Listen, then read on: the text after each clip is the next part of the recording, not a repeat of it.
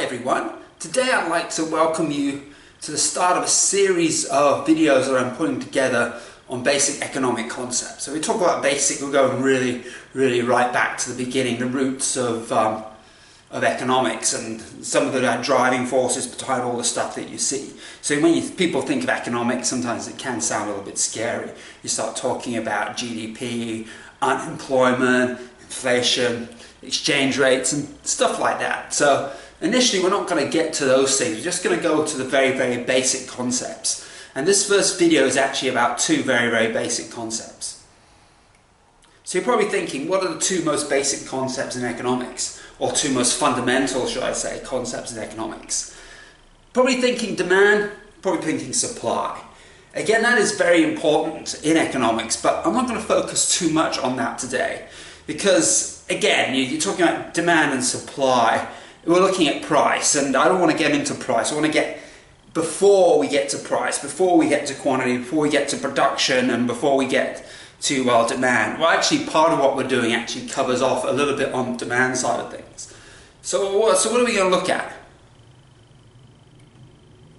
Utility is going to be one thing. So what do we mean by utility? In economics, utility is basically the satisfaction that you obtain from, well, practically anything in life, whether it's, the food you've just eaten, maybe you've just eaten a really nice apple, that gives you utility. Maybe you've gone on a very nice holiday and enjoyed yourself. Again, that gives you utility and satisfaction. You can also have disutility as well, like you fall over and bump your head. You've got a headache, it hurts, it's displeasurable, you don't like it. Or, someone shouts at you or someone's mean to you. Again, you get a loss of utility along those things too. Or if you get robbed or anything, activity in life gives you some form of pleasure or displeasure. So that's what we mean by utility. Another important concept, the second concept for this video, is choice. So again, utility should inform the choices that you make in life. So again, we don't always go for what gives us the most utility. But generally we focus on what gives us the most utility for what we have to give up to get that utility. So a lot of the time in economics we talk about forgoing money in order to get some form of utility. Like if you go down to a shop and you buy something, I know, what do you like? Let's say a new television, a high definition new television. So you've got to pay an amount of money for that. So that's what you've got to forego, is that, and $1,000 let's say. And what you get in return is the television and the utility you get from that television. So that is, maybe you're watching videos, you're watching a Netflix, you could be watching a stand, you could be playing a PlayStation or Xbox game. So you're getting utility for all of that. Again, you can see there's a bit of a combination of things in there. So it's not just the television, but some of the other things that go with it, like the Xbox and stuff. But that's the basic concept of choice. It's and also you've made many choices as well. So that's just one example. So you could be looking at, like, do you buy a television? Do you buy a portrait? Do you buy a new car? Or whatever. All of them have different prices, all of them have different choices. Again, your income as well. Potentially that could be fixed depending on what you're doing, but you've got to forego a certain amount of money in order to make those choices. In some cases more than others. Some of them can be fairly close to free, just like taking a walk outside. Again, though, saying that, there's still the cost of the shoes and the clothes you wear as well. So make this simple. Imagine that we don't live in the big wide world that we do. Imagine that there's not, how many people in the world? 8 billion people in the world? Imagine for this simple scenario it's just you and you're living on an island by yourself. Just you. Okay, so imagine there are only really two needs that you have. And that is relaxation, resting, sleeping, and food. And in this case, this island only has one source of food. And that's coconuts. So you've got to decide how you want to spend your time. So relaxation, you just, lie back and do that whenever you feel like. So that there isn't exactly a cost involved with that directly. And then there's coconuts. In order to enjoy a coconut, you've got to collect the coconut. And to collect the coconut takes up some time. So you've got to weigh it up in terms of how much time do you want to dedicate to coconuts and how much time do you want to dedicate to relaxing. So again, you have to think of the two as interrelated. If you didn't get any coconuts, you didn't eat at all, your time relaxing is not going to be as enjoyable as if you had a full stomach of coconuts, because you're going to have hunger pains and eventually you're going to die. which, you know, that's a very bad scenario. So even if you don't like coconuts, and even if you don't like looking for coconuts, you still have to do it in order to actually enjoy relaxing, which is the thing that you like the most, is to relax in the case of this person. So again, it is weighing up the pleasure and the displeasure. So you've got the pleasure of relaxing and the pleasure of eating coconuts if you like coconuts, and then there's the displeasure, a loss of utility of time spent collecting coconuts. Hey, you may actually like collecting coconuts, you might find it fun, but for this simple scenario, we're assuming that you don't enjoy collecting coconuts and it's a chore and it's a burden, which, if you think about that in terms of your work, a lot of people don't like their job, but they have a job so they earn money so they can actually buy stuff. So in this case, your job is collecting coconuts, and what you get in return instead of an income, you get a coconut, and you have the time to relax without dying or suffering hunger pains. So an important concept I want to talk about as well, I'm going to talk about this in a lot more detail in a video later on, is time versus quantity. So if we take a look at something, anything for example, you might buy it and it might give you a certain amount of initial satisfaction and utility. But then after that, it may not give you any more. Whereas other things might give you satisfaction at the time you get it. Yay, I got it. And you may get some satisfaction afterwards as well, because it links into other things that you do. Like, you get a nice sofa. You sit on the sofa every single day when you come back from work. You get a lot of pleasure, a lot of utility out of it. So that is actually over a period of time. It's not just, bam, you got it and there you are. And then there are certain things that you may not enjoy so much, that it may be a one-off sort of thing. So, for example, you can have like a nice little decoration ornament you put in your house. You like it, you enjoy it, and you put it in your house, but you don't spend your time staring and enjoying it. You may have some psychological pleasure in the thought that, hey, I own this really nice ornament and stuff. But there's a bit of a different relationship in terms of utility and how you value that over time. So I'm going to be focusing pretty much throughout this whole series of presentation is utility gained based on the time, in terms of what you get out of it the time that you have it. So that would factor in how long it lasts as well. So for example, if you buy a cheap washing machine and it breaks after 3 days, sure, you know, maybe you're happy you don't spend much for it, and maybe it's great for those 3 days, but you only get value for those 3 days compared to something you're getting value for maybe 10, 20 years, for example. Alright, so enough of that now. I'm going to describe to you a simple utility function. And it gets a bit mathematical, some people don't like maths, but it's actually fairly easy to explain.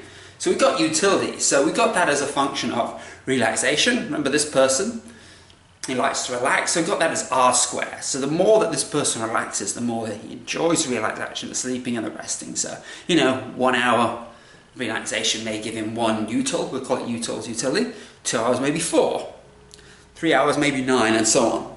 So you're getting that increasing return of utility from relaxation. We've also got coconuts. It doesn't give you the same return. 1 coconut, 1 util, 2 coconuts, along those lines. In reality, you probably look at these numbers and they'd actually be fractions of powers rather than whole numbers and so on, because generally you have diminishing returns or diminishing utility. In this case, we're keeping it fairly simple. And also we've got a negative 2c, so that is in relation to your disutility of collecting coconuts. And bear in mind that this is in time. So in order to have 1 hour of enjoyable coconut eating, you need to spend 2 hours of collecting coconuts. So that's how we've assigned it in this simple utility function. Alright, so if we run this through, so what happens if we spend all our time relaxing? If we insert those numbers into our equation, we get utility of 0, because you're actually multiplying by 0 numbers. So, you know, you don't get the coconuts, you have no utility because you're dying in hunger pain.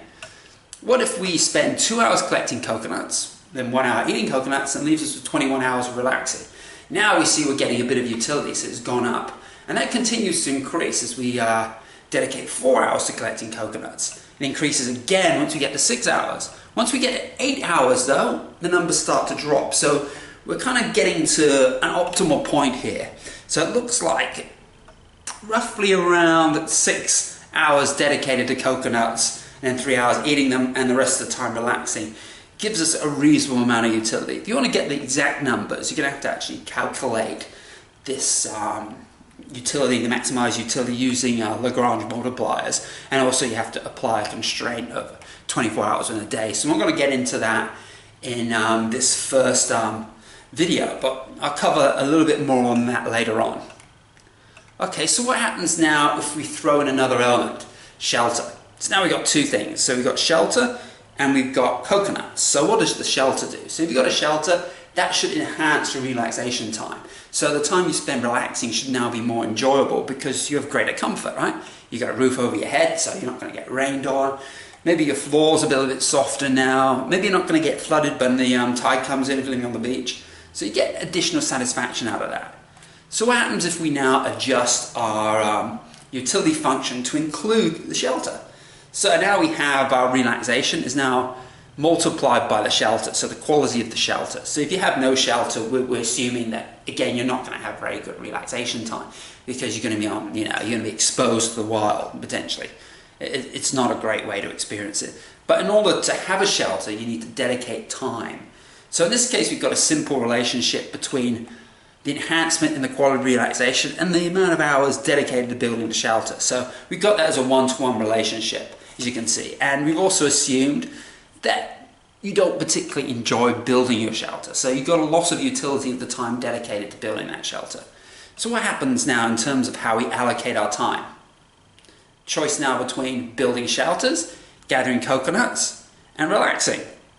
So what we got here, so again, if we don't do any of them, we're going to get zero utility.